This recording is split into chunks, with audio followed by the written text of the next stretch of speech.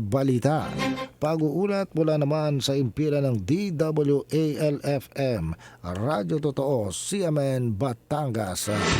CMN News Live. Renz Belda, magandang araw sa iyo. Magandang umaga Ariel, magandang umaga Pilipinas. Naghain ng formal na reklamo sa Office of the City Mayor, kundi sa City Environment and Natural Resources, Coast Guard Batangas at Philippine Ports Authority ang mga residente ng isang barangay sa Batangas City hinggil sa may dumping at unloading ng hindi pa matukoy na black material sa Sitio Bakasyunan sa Barangay Simlong. Pinangunahan ito ng mga residente ng Simlong at ng Clean and Healthy Air for Batanggenyos o Kabatang kasunod ng seryosong pangamba sa maaring maging dulot nito. Ang mga residente ng naturang barangay ay matagal na nagpapahayag ng kanilang pagtutol sa mga coal-like material na ibinababa sa pier ng Barangay Simlong dahil sa epekto nito sa kalusugan at kalikasan.